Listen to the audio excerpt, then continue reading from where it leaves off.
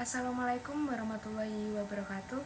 Perkenalkan, nama saya Tarisa Lestari dengan NIM 2210921010 dari Prodi Ekonomi Syariah yang saat ini sedang menjalani program MBKM Pertukaran Mahasiswa Kampus Merdeka di Prodi Manajemen Universitas Muhammadiyah Jember.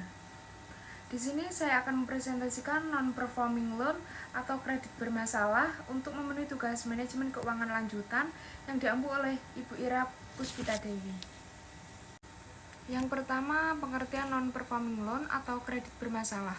Menurut Daryani, non-performing loan adalah kredit yang digolongkan dalam beberapa golongan, yaitu kredit lancar, kredit yang diragukan, dan kredit macet.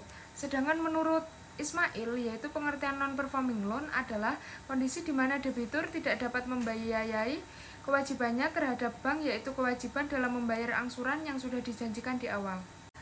Dari kedua uraian tersebut dapat disimpulkan bahwa pengertian non-performing loan atau kredit bermasalah yaitu merupakan besar kecilnya persentase kredit bermasalah pada suatu bank yang akibat dari ketidaklancaran nasabah dalam melakukan pembayaran angsuran. Non-performing loan dibagi menjadi 5 kategori, yaitu yang pertama lancar. Yang dimaksud lancar itu tidak ada tunggakan dalam pembayaran pokok atau bunga kredit. Dan yang kedua, dalam perhatian khusus, terdapat tunggakan pembayaran pokok atau bunga sampai dengan 90 hari. Dan yang ketiga yaitu kurang lancar. Yang dimaksud yaitu terdapat tunggakan pembayaran pokok atau bunga kredit sampai dengan 120 hari. Yang keempat yaitu diragukan. Yang dimaksud diragukan di sini yaitu terdapat tunggakan pembayaran pokok, bunga atau kredit sampai 180 hari. Dan yang kelima yaitu macet. Yang dimaksud dengan macet di sini yaitu debitur sudah tidak bisa lagi membayar pokok atau bunga kredit dan akan dilakukan banding oleh pihak bank dengan debitur. Selanjutnya, faktor penyebab terjadinya kredit bermasalah. Yang pertama, analisis yang dilakukan oleh bank kurang tepat yang menyebabkan kurang mengetahui apa yang akan terjadi pada kondisi debitur di masa mendatang. Yang kedua, adanya kolusi antara pejabat bank dengan debitur sehingga pihak bank memberikan kredit yang seharusnya tidak dapat diberikan. Yang ketiga, ketiadaan itikat baik dari debitur dalam pembayaran angsuran. Plafon kredit yang tidak sesuai dengan kebutuhan debitur, plafon yang terlalu besar tidak mampu dalam memenuhi kewajibannya dalam membayar kredit.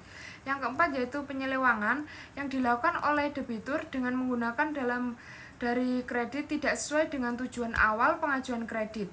Dan yang kelima yaitu adanya unsur yang tidak diinginkan atau tidak diprediksi di awal, misalnya terjadi bencana yang menyebabkan debitur kehilangan harta bendanya sehingga tidak dapat membayar angsuran kepada bank.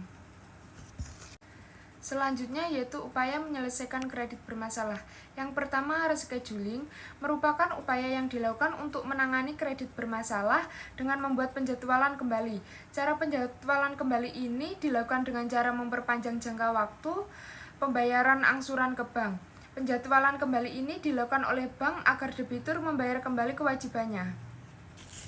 Yang kedua yaitu reconditioning merupakan upaya bank dalam menyelamatkan kredit dengan mengubah sebagian perjanjian yang telah dilakukan bank dengan nasabah.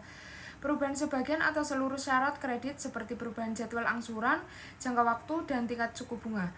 Dengan adanya reconditioning, maka diharapkan bahwa debitur dapat menyelesaikan kewajibannya sampai dengan lunas. Yang ketiga yaitu restructuring, merupakan upaya yang dilakukan oleh bank dalam menyelamatkan kredit macet saat kolektibilitas keempat dan kolektibilitas yang kelima. Yang selanjutnya yaitu rumus menghitung non-performing loan. Non-performing loan dalam suatu bank menjadi salah satu penyebab bank mengalami kesulitan dalam menyalurkan kembali kredit. Bank harus menjaga persentase NPL-nya yang di bawah 5% sesuai ketentuan Bank Indonesia. Cara untuk menghitung NPL dengan rumus yaitu NPL sama dengan kredit macet dibagi total kredit dikali 100%. Peraturan BI nomor 61 _10 PBI 2004 tanggal 12 April 2004 tentang sistem penilaian tingkatan kesehatan bank umum semakin tinggi nilai NPL melebihi 5%, maka bank tersebut tidak sehat. Apabila rasio NPL di bawah 5%, maka potensi keuntungan yang didapat akan semakin besar. Yang selanjutnya yaitu ada contoh soal Misalnya terdapat sebuah bank pada tahun 2022, bank tersebut telah memberikan total pinjaman kredit sebesar 10 juta rupiah kepada para peminjamnya. Kemudian total NPL-nya sebesar 15 juta rupiah, maka berapakah tingkat NPL tersebut dan masuk kategori manakah? Jadi diketahui total NPL-nya sebesar 15 juta rupiah dan total kredit sebesar 10 juta rupiah. Maka NPL sama dengan kredit macet yaitu 15 juta rupiah dan total kredit 10 juta rupiah dikali 100% dan hasilnya yaitu 1,5%. Jadi tingkat NPL bank tersebut sebesar 1,5% di bawah 2% sehingga bank tersebut masuk ke dalam kategori sangat sehat, yang berarti bank tersebut mampu untuk mengelola pinjaman.